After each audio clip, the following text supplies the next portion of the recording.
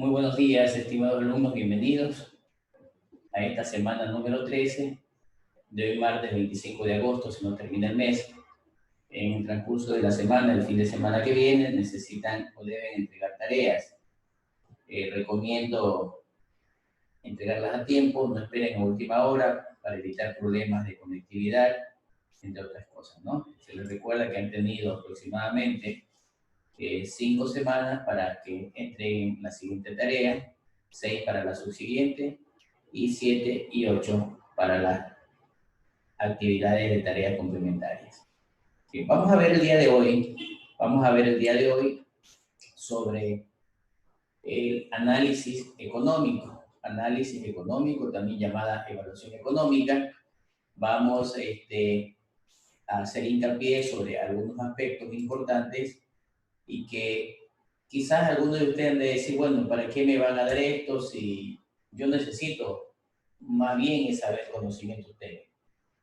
Primero, por algo se le ha puesto en la malla curricular, gestión de proyectos, y dentro de uno de sus componentes es ver la viabilidad económica, a la que nosotros le hemos puesto el título, el tema de esta clase programada como análisis o evaluación económica. Realmente es importante porque yo tengo que demostrarle al cliente,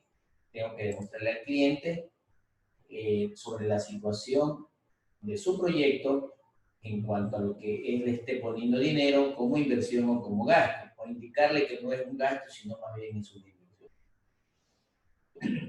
La evaluación económica o simplemente, pues, normalmente se lo considera como un análisis que me permite medir cómo el proyecto, cómo el dinero que yo estoy poniendo, cómo el dinero que estoy gastando, cómo el dinero que estoy invirtiendo me contribuye al bienestar de la sociedad. Cuando hablo de la sociedad, es decir, a los clientes y en este caso al inversionista o a los compradores y vendedores. Su objetivo general o su objetivo de manera particular es que me permite medir el beneficio neto. El beneficio neto para el inversionista, para la colectividad. Inicialmente hay que considerar 3 aspectos. Primero, se debe determinar una programación del proyecto, es decir, un cronograma con su presupuesto bien establecido, y de esa forma se establecen cálculos de flujo de caja. Por otro lado, los datos, voy a obtener datos que me permitirán para la toma de decisiones. Sin embargo, es importante, más que todo cuando son proyectos informáticos, del área técnica de informática, hay muchos riesgos. Entre esos riesgos tenemos en que, y ya ustedes lo saben, la tecnología es dinámica, la tecnología es cambiante en el día a día, y por eso hay que saber seleccionar los recursos a adquirir, los proyectos a realizar. Muchas veces existe cierta trivialidad y más que todo de por medio. Lamentablemente, cuando el dinero es de un banco, nosotros sí tenemos que pagarlo a cierta tasa de interés. Pero cuando el dinero es nuestro, decimos, a nosotros no nos interesa. También tenemos que tomar la misma opción, la misma óptica, como que si el dinero fuera prestado a un banco. Y se ha podido establecer que hay exceso de costos entre el 50 y el 100% en los proyectos cuando realmente no se ha hecho un análisis correcto. En este sentido, pues, en forma mayoritaria, muchos proyectos de este tipo exceden la duración estimada y los costos estimados. Es decir, se demoran más y cuestan más. Más que todo, no consideran los costos de operación. Bien. Conceptualmente, podríamos decir que la evaluación económica no es más que una acción y que me va a permitir evaluar. Eso deben ustedes clarificar y, más que todo, tener presente. Etimológicamente, bueno, hay muchas definiciones, pero etimológicamente la evaluación viene del francés evaluer y me permite indicar, me permite valorar, establecer o calcular, más que todo sobre algo importante. En este caso, si eso es algo importante, es la inversión que estamos teniendo. Por otro lado, cuando hablamos de evaluación, esto implica que tengo que emitir análisis, juicios de valores, resultados, y más que todo me empieza a formar un expediente con un conjunto de información, el mismo que me va a permitir tomar decisiones. Es decir, al tener información de números, al tener información de un flujo de caja, al tener información diagnóstica, de cómo se me va a comportar, ya no como problema del proyecto, sino como una situación de cuánto estoy gastando y de cuánto puedo recuperar a través de ingresos. Esta evaluación económica, más que todo, relaciona el dinero y es lo que al cliente le interesa, es verdad. Hágame mi proyecto informático, pero lógicamente necesito comprar recursos, probablemente equipos, probablemente necesito alguna aplicación, alguna plataforma, y para eso necesito dinero. Si ese dinero yo lo colocara en cualquier actividad económicamente activa, lógicamente tiene que generarme ganancias. Si yo voy a poner un negocio de computadoras, de venta de computadoras, necesito ganar porque estoy invirtiendo. Si pongo un cyber, necesito ganar porque estoy invirtiendo, entre otras cosas. Pues ese dinero colocado se le llama inversión. En este caso, el cliente lo que necesita saber es qué rentabilidad le va a generar ese dinero invertido para poder tomar una decisión. Si sabe que va a perder, no lo va a poner, no lo va a invertir. En este sentido, pues, hay que compararla con una mejor decisión y eso se llama costo de oportunidad. En este caso es recomendable que se midan los efectos de cada inversión que haga el empresario. Entonces, usted no solamente tiene que decirle al empresario, señor, su sistema va a estar de esta manera, va a automatizar los procesos. También dígale cómo puede afectar en su rentabilidad. En consecuencia, el empresario tiene que entender, y más que todo, esta frase de aquí, y más que todo esta frase de aquí, que del mismo cuero salen las correas. Es decir, yo necesito que de mi dinero invertido también me genere ganancia. Y probablemente a una tasa de interés, a un porcentaje, de acuerdo a lo que esté en el mercado estipulado de esa manera. Por lo tanto, esto debe reflejarse en incremento de ventas o en mayores utilidades. Es decir, se lo refleja en un valor agregado económico o un valor económico agregado. Entre los enfoques que debe hacerse para un análisis económico es establecer la posición del mercado, posicionamiento de la empresa en el mercado. En ese sentido, pues se deberán tomar decisiones y lógicamente debe ser la mejor. De esta forma, las decisiones me deben permitir dar un mejor servicio a los clientes, generar un producto de mejor calidad, ahora y a futuro. Eso, lógicamente, va a incrementar las ventas y también deben considerar que la inversión debe financiarse a través de alguien que preste el dinero. Si ese alguien que presta el dinero es uno mismo, entonces debo tenerlo en mente como que ese uno mismo es un banco, es una persona externa, lo que significa que yo tengo que pagar ese dinero, tengo que recuperar. Entonces, por eso estoy indicando que se recomienda que toda inversión debe tener un financiamiento. Alguien debe patrocinar. Es decir, yo necesito trabajar con dinero prestado, necesito trabajar con dinero ajeno. Evitar ocupar el capital de trabajo. Normalmente cuando el negocio es propio, cuando la inversión es propia, uno coge y dice, sí, es mi plata, yo soy el dueño, sí, pero tiene que ser disciplinado. Y como lo dice aquí, debe llevar un control de ingresos y egresos. Entonces, por allí empieza ya a establecerse que debe haber un excedente o un aporte nuevo, es decir, el costo de oportunidad que alguien, un financista, le da a un inversionista. También es conocido que dentro del sector existen dos actores principales, como es compradores y vendedores. Ellos son los involucrados. Probablemente sean ganadores, probablemente sean perdedores. Y lógicamente, si hay proyectos que se pierden, hay proyectos que fracasan. En otras palabras, hay proyectos exitosos y proyectos no exitosos. Yo necesito lograr el bienestar de esos compradores y esos vendedores, de acuerdo a su consumo, de acuerdo a su producción, de acuerdo a su venta. Entonces, entre los impactos que producen los proyectos a nivel económico son los beneficios y los costos, es decir, ahorros, más utilidades de los esperados o pérdidas imprevistas en gastos no contemplados, conocidos como gastos o precios sombra.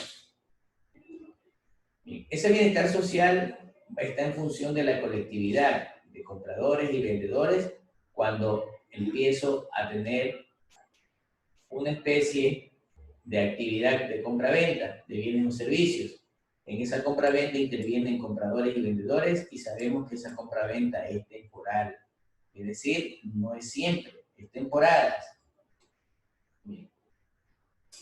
¿Cómo los impactos de los proyectos de inversión se autogeneran a través de ciertos procesos? Para esto, yo necesito invertir, ¿verdad? Pero esa inversión debe ser dinámica, es decir, ponérsela a trabajar, porque si alguien me presta dinero y lo tengo guardado en mi casa, lógicamente no va a producir ningún resultado positivo.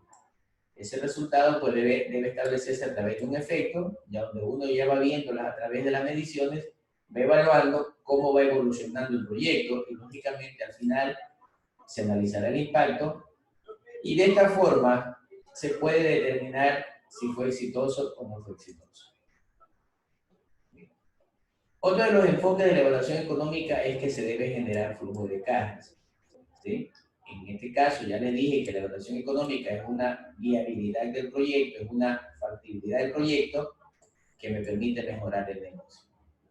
Lógicamente tengo un instrumento que puede ser un proyecto informático, pero ¿cómo me mejora el negocio? Tengo más ventas, todo está más automatizado, todo está más rápido. Esto me permite tomar decisiones respecto a las inversiones y más que todo disminuyo los riesgos. Una de las sugerencias es que ustedes deben administrar un flujo para determinar esto, para determinar liquidez, es decir, que siempre tengan capital de trabajo, que siempre tengan efectivo. Imagínense que tenemos un cyber y alguien me dice, ¿me puedes alquilar una hora? Y al terminar de utilizar la hora, 50 centavos, $1, le dice, ¿sabes qué? Te voy a quedar debiendo. Mi negocio no es fiar, mi negocio es dar el producto o el servicio y retornar un ingreso. El registro diario de ese flujo debe ser de fácil manejo. ¿Sí? Debe ser de fácil manejo y me va a permitir conocer la disponibilidad de dinero que tengo día a día por ingresos y que tengo por gastos. Los vendedores, de acuerdo a la producción hacia la parte de bienes y servicios, hay que tomar en cuenta que entre los proyectos de inversión siempre el dinero que se pone se lo considera una inversión y no un gasto. Normalmente, muchas empresas no lo consideran así, casi siempre.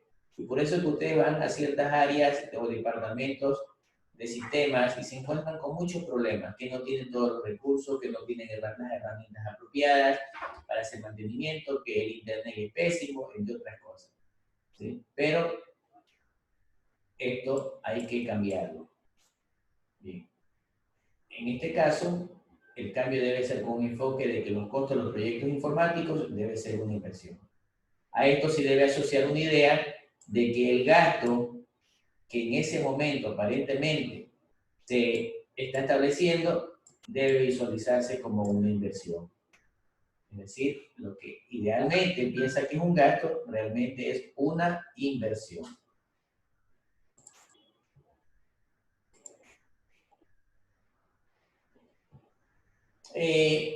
Vamos en este momento a hacer algo particular. Vamos a clasificar los proyectos informáticos en dos grupos. Vamos a clasificarlo en dos grupos ya a nivel práctico. Primero, proyectos que realiza una empresa de desarrollo, ¿sí? Proyecto, una empresa de desarrollo o empresas o personas en donde los proyectos informáticos se los cobran. Es decir, empresas y personas. ¿Cuál es su diferencia? En que ambos deben demostrar, miren, ven, yo estoy solamente cogiendo dos enfoques. Si pusiéramos más, todos deben demostrar que los proyectos que se están pagando a quien los desarrolla deben ser rentables. Rentables. No estoy diciendo deben ser buenos para que funcione mejor la empresa operativamente. Acá estoy hablando desde el punto de vista de sostenibilidad del proyecto. Si el proyecto no es rentable, por muy bueno que sea el servicio, entonces en algún momento esa empresa va a cerrar. En el primer caso, Una vez que ya el proyecto esté con el presupuesto ajustado, que ya esté aprobado, él tiene que acomodarse a lo que el presupuesto está. Ni un centavo más, ni un centavo menos. En el segundo caso, el mismo director del proyecto puede detectar nuevos beneficios y así justificar en que va a haber modificaciones en el proyecto, y si esas modificaciones implican otros gastos, otras inversiones adicionales, implican tiempos adicionales, no importa, pero ya lo está justificando a través de ciertos beneficios. Bien. Vamos a ver un ejemplo y les invito a que pongan atención. Vamos a hacer ya como un cálculo. Imaginémonos que ya estamos desarrollando y yo tengo que empezar a generar un cálculo de flujo de caja. Bien. Nuestra teoría inicial es que partiremos de que los analistas dicen que están estimando un costo de $400.000 y los programadores de $200.000 al mes de un proyecto X. ¿Sí? El costo del proyecto, en este caso, dice como una condición de que se cobrará $10.000 al finalizar la instalación del sistema. Es decir, aquí. Y eso será en el mes 8. Al mes 7, prácticamente 7 y medio, al finalizar el mes, el octavo, dice que se va a cobrar $10.000. Dice que los pagos se realizan siempre al final del mes, son las condiciones que yo me doy cuenta en este ejemplo, ¿no? Entonces le decía, el proyecto tiene una duración de 10 meses, al octavo mes yo ya tengo que realizar la implantación, las pruebas, es decir, ya entra en funcionamiento. Observamos aquí, tenemos los analistas y programadores, $400.000 y $200.000, y van teniendo su presentación, van teniendo su participación en el proyecto. Luego empezamos a analizar el flujo y dice que se les va pagando proporcionalmente a los analistas y a los programadores. Los analistas cobran hasta el mes 5 y empiezan a cobrar los programadores en el mes 4. Empiezan a cobrar desde el mes 4 hasta el mes de décimo. Bien. Empiezo aquí yo a realizar mi flujo y tengo 800 más 0, 800, 1000 más 0, 1000. Tengo acá 200 más 900, 1100, entre otras cosas. Y me doy cuenta que al llegar al octavo mes, que es donde se va a hacer la implantación, entonces yo tengo que pagar con $10.000. Es decir, estos serían los gastos y estos serían los ingresos. Empiezo a hacer un flujo de caja, es decir, una contabilidad básica. Ingresos menos gastos. Ingreso 0, gastos 800. Menos 800. Ingreso 0, gastos 1000, menos 1000. Ingreso 0, gastos 600, menos 600. Ingreso 10.000, gastos 400, 9.600. Ingreso 0, gastos menos 200. Y así sucesivamente. Y observamos, si yo empiezo a hacer mi flujo de caja acumulado, aquí tengo menos 800, es decir, baja y sumo esto. Menos 800, menos 1000, menos 1800, menos 3000, menos 900, 3900. Una sumatoria algebraica. Y llego acá. ¿Sí? Y llego acá. ¿Sí? Tengo aquí menos 6000 más 9600, entonces me queda 3600.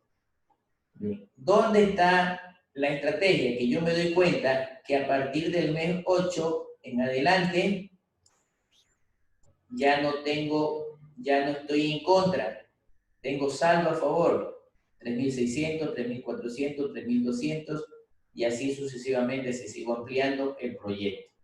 Entonces, le tengo que indicar al cliente, señor, usted una vez que empieza a operar, ya va a tener ganancias, va a tener utilidades. Y los gastos anteriores, las inversiones anteriores, ya usted las recupera. Es decir, el señor recuperó todo su dinero y tiene $3.600 de utilidades. Es decir, A partir de ese mes ya se tiene liquidez.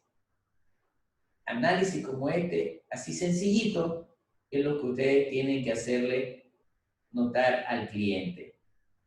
Si alguien tiene alguna pregunta, alguna duda, puede irla haciendo y la vamos clarificando, la vamos explicando de acuerdo a su inquietud. El valor actual económico neto debe tener una visión, es decir, ¿a dónde quiero llegar? Quiero llegar a que los resultados del flujo de caja y acumulado del proyecto, primero, como una hipótesis, deben permitirme tener cierta situación de ganancias. En este sentido, pues, lo que tendríamos que preguntarnos, y es clave, una vez que ya tengamos a nivel económico el proyecto realizado, si está incluyendo todos los costos. Veamos que no nos falte nada. Por favor, tomar en cuenta.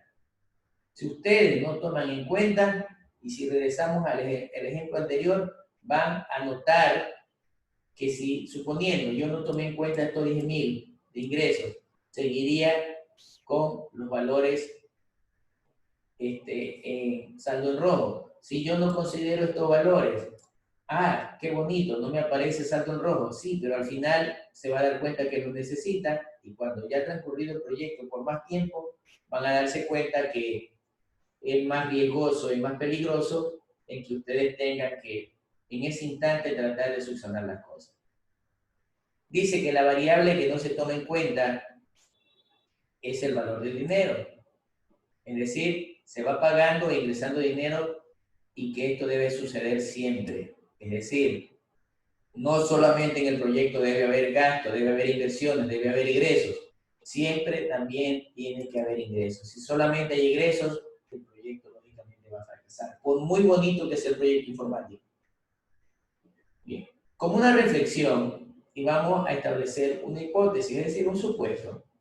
Imaginémonos que actualmente tengo $1.000 y yo les preguntaría, ¿tendrá el mismo valor dentro de un año? ¿Tendrá el mismo valor dentro de 2 años? Yo creería que en número sí es el mismo, $1.000, pero en valor probablemente lo que yo podría comprar con $1.000 hoy día no lo puedo comprar en un año ni en 2 años. Otro ejemplo, si le prestamos $100.000, si le pedimos prestado $100.000 a una persona y le decimos que se la devolvemos en un año, pero sin interés, ¿es justo? ¿Es lógico? Nadie presta un dinero a nivel de financistas y no financistas sin ninguna contraprestación, es decir, sin ninguna ganancia. Peor si estamos hablando de cantidades grandes. Que te preste $5, $10 no hay problema. Pero si hablamos de cantidades mucho más elevadas, entonces necesita que su dinero también tenga cierta rentabilidad. Caso contrario, la pongo en el banco, así sea que me pague algo mínimo, pero está ganando algo mínimo. ¿Cuáles son las consideraciones que hay que tomar en cuenta? Una de ellas, la inflación. La inflación hay que tomarla en cuenta, pues el valor del dinero fluctúa y entre estas razones hace que el valor del dinero en el tiempo varíe contablemente. El valor del dinero en el tiempo va a variar. En resumen, desde nuestro punto de vista, tenemos que considerar que el dinero de hoy es diferente al de mañana, es decir, debe tener un incremento al menos de cierto porcentaje de interés. También es importante que cuando se va a invertir en los negocios, me estoy refiriendo a los proyectos informáticos, el cliente enfoca su interés en esto. ¿Y qué gano yo? Si me va a costar el proyecto informático X cantidad de dinero, ¿cuáles serán mis ganancias? ¿Cuáles serán mis utilidades? Es decir, ¿cuál será el rendimiento neto? En este sentido, yo tengo que establecer cuáles serán mis utilidades, cuáles serán mis ganancias, cuáles serán mis ingresos. Al cliente le interesa esto le interesa al cliente. cuánto gano, cuántos serán mis ingresos. Ojo, no dice cuántas son mis ventas. Miren, ¿ve? No dice sus ventas, sino habla de ganancias, ¿sí? Habla de ingresos. Eso es importante que ustedes al cliente le indiquen. Y el cliente a ojo cerrado va a invertir porque le está generando una base de datos para tomar decisiones. Ahí lo he graficado el ejemplo, ¿sí? Es importante saberlo graficar. Ahí tenemos 4 parámetros de un flujo de caja. Tenemos un flujo de caja, tenemos un valor actual, que es lo que está en rosado. Tenemos un acumulado actualizado y un acumulado, en este caso, la raya amarilla. Y observamos, miren, ¿ven? Están hacia arriba del eje positivo. Entonces significa que mi negocio va bien. Significa que mi negocio va bien, significa que mi negocio se han realizado las estimaciones de proyecciones para ganar y ganar. Bien. Ya de manera general, esto voy a pasar un poquito rápido, no voy a explicar en las fórmulas en qué consisten, pero a partir de ciertos modelos matemáticos en los que hay compradores y vendedores, es decir, una oferta y una demanda, ¿sí? A partir de eso, hay que empezarse a dar cuenta que en el mercado hay restricciones de que si tengo más compradores, de que si tengo, en este caso, de que si hay más competencia profesional, en que hay menos competencia profesional, en que hay más clientes o hay menos clientes, puedo hacer combinaciones de estas. Pero sabemos que dentro del mercado yo puedo tener creación de nuevos impuestos, puedo tener subsidios, puedo tener, como ya veíamos por allí, inflaciones, y eso se le llaman restricciones. Bien. Uno de los escenarios son los compradores. Entonces los compradores tienen una ecuación o una curva inclinada hacia ese lado. Bien. Y lo otro escenario que también participa en el mercado son los vendedores. Y yo puedo empezar a vender con 0 gastos. Si yo empiezo a vender con gastos en contras, ya mi negocio tiene riesgo. Si empiezo a vender con ingresos, es decir, antes de vender ni gano ni pierdo, antes de vender ya estoy perdiendo y antes de vender ya estoy ganando porque estoy generando ahorros. Entonces, este escenario de aquí no debería aparecer. Bien. Si ya interactúa compradores y vendedores, observen aquí en este caso, hay vendedores y hay compradores, pero no hacen transacción comercial, ¿sí? Aquí en este caso, tampoco, no hay transacción comercial. Aquí hay transacción comercial porque ya las ecuaciones tienen un punto en común, lo mismo acá. ¿Sí? Entonces, debe haber interacción entre la oferta y demanda, es decir, alguien que compre y alguien que vende, pero que realicen transacciones comerciales. Bien. Entonces, esa demanda en los proyectos, ya vimos que en este caso son los compradores los que están dispuestos a pagar cierto precio máximo, ya sea contado, ya sea crédito. En cambio, los vendedores son los que están dispuestos a vender, los que están dispuestos a ofrecer también ese precio máximo. Bien. Entonces, si ambos interactúan, llegan al punto de equilibrio, ya lo vimos en la clase pasada. Ese punto de equilibrio obtienen compradores y vendedores sus máximas ganancias y sus máximos ahorros. Para el consumidor se llama excedente del consumidor y se lo establece en este triángulo que tenemos identificado. Es decir, es lo que él tenía dispuesto a pagar, pero en el momento de transarle sobre dinero, eso se llama excedente. Ese excedente del consumidor es un ahorro. Es decir, tenía $5 y negoció el producto en 4.50, le sobró 50 centavos. Para el comprador, en cambio, se me autogenera este triángulo en la parte de abajo de color azul y se le llama excedente del productor o excedente del vendedor. Es decir, él pensaba ganarse $5, pero terminó ganándose 7. Terminó ganándose 7, es decir, $2 más de lo que él esperaba. Bien. Cuando interactúan los dos excedentes, esa sumatoria de los dos excedentes se lo llama beneficio, se lo llama bienestar. Entonces, yo tengo que sumar cuánto cuánto gana el excedente del productor y cuánto el excedente del consumidor. Y la sumatoria de las dos es el bienestar. Ese bienestar, pues, me determina que los impactos económicos dentro de la sociedad es muy buena, es excelente. Es decir, existirán ganadores, existirán beneficiados cuando se incrementa un beneficio, ¿sí? Cuando se incrementa un beneficio y es mayor que las pérdidas, y es mayor que las pérdidas. Sin embargo, se puede establecer perdedores cuando los ganadores son menores que los perdedores, es decir, se me genera un costo económico.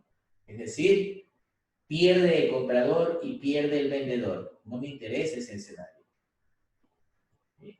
En resumen, necesitamos invertir, esa inversión debe operar, debe actuar, vamos a obtener resultados, esos resultados tienen que generarse en utilidades en ventas, tengo que ir viendo de acuerdo a eso que los efectos y los impactos me generen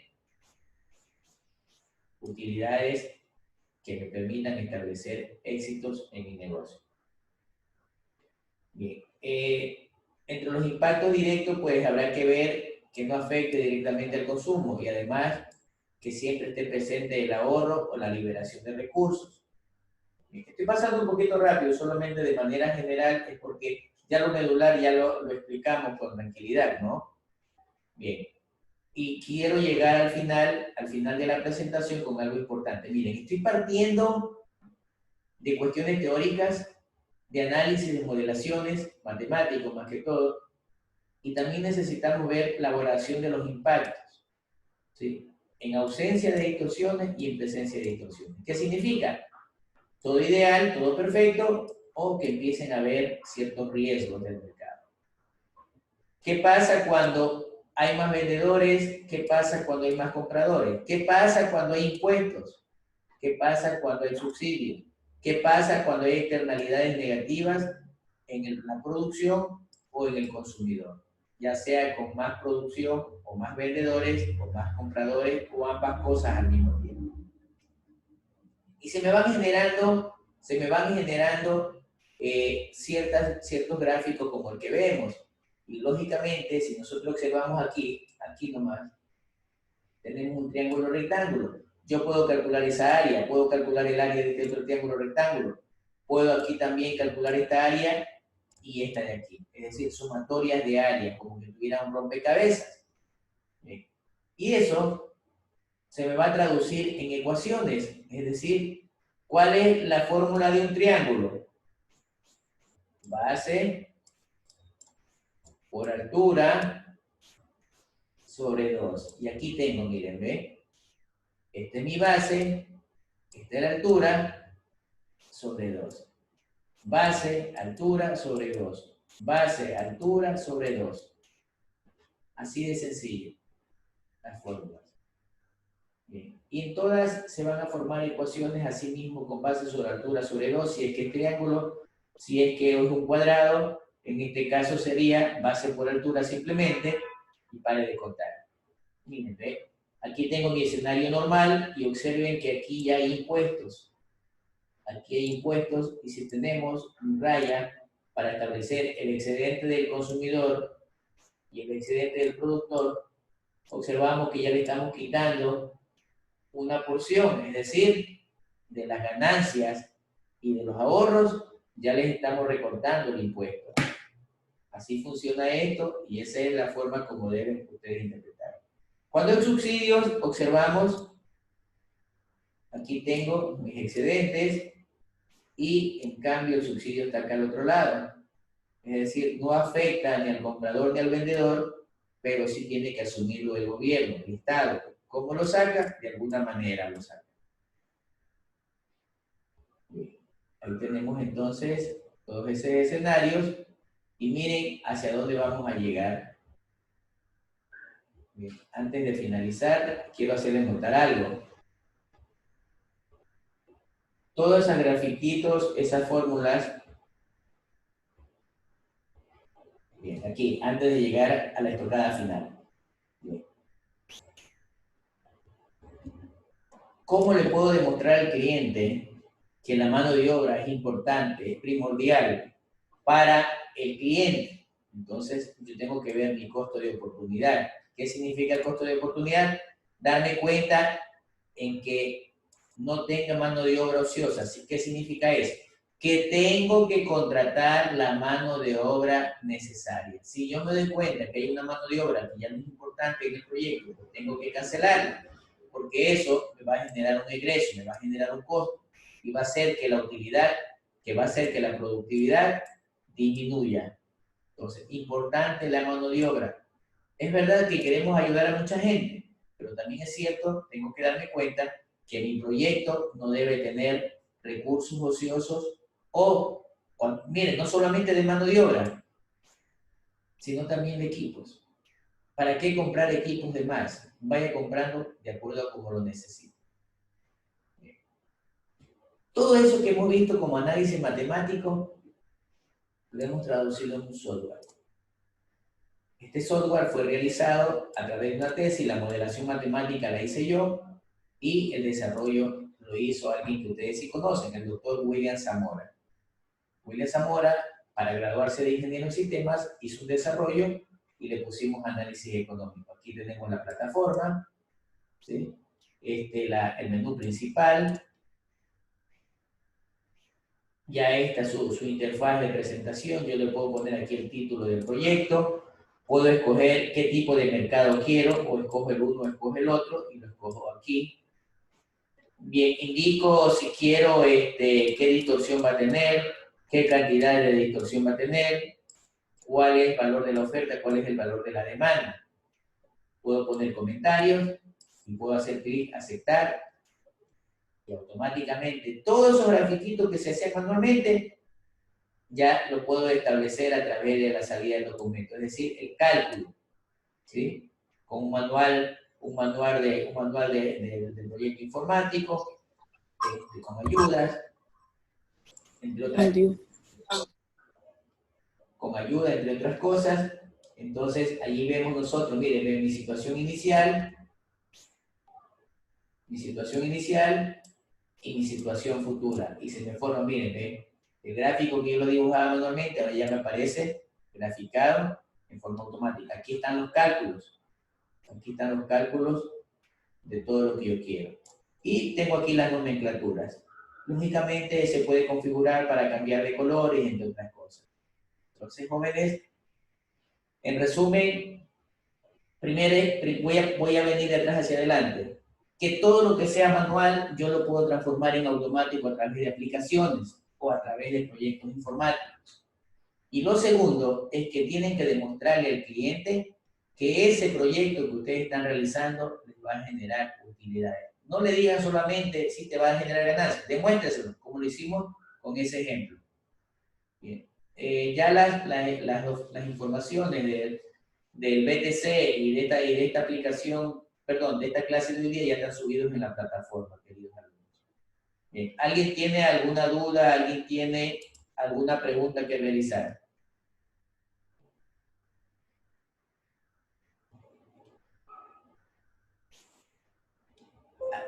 ¿Alguien tiene alguna pregunta?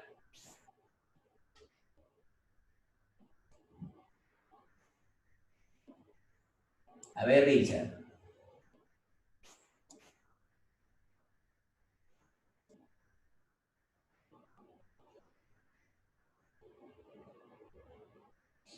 Bien. Realmente los proyectos, la gran mayoría, no han estado del todo bien. Ya ustedes han podido notar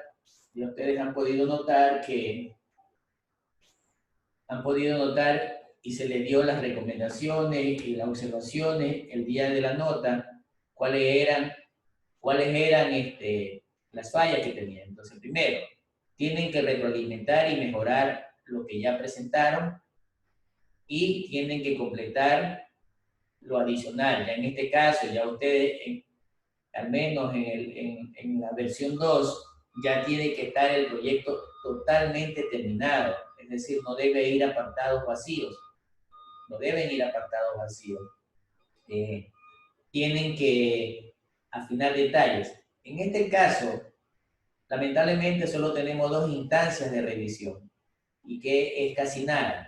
Los proyectos, para que estén completamente bien realizados, deben tener varias instancias de revisión, es decir, de 4 a 6, dependiendo de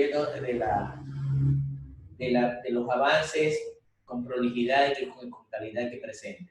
Entonces, en resumen, tienen que mejorar lo que ya presentaron y también, si ustedes creen a medida que van realizando su proyecto que deben haber cambios, pueden hacerlo. Espero, Richard, que con eso se haya clarificado tu duda. ¿Alguien tiene alguna duda adicional?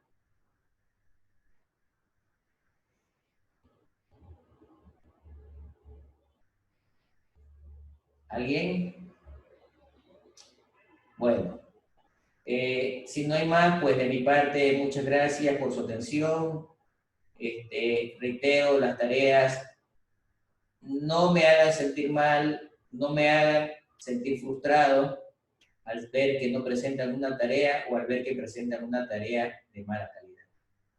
Eso se puede permitir cuando son estudiantes que recién están empezando, ustedes ya están cerca de ser profesionales, entonces tienen que demostrar por qué razón están ya en octavo, a punto de pasar a noveno, donde adicionalmente a esto vayan ya bosquejando, yo creo, no me han comunicado todavía, al final del semestre van a tener un seminario de metodología de la investigación en donde se les va a permitir la oportunidad de presentar su proyecto de titulación.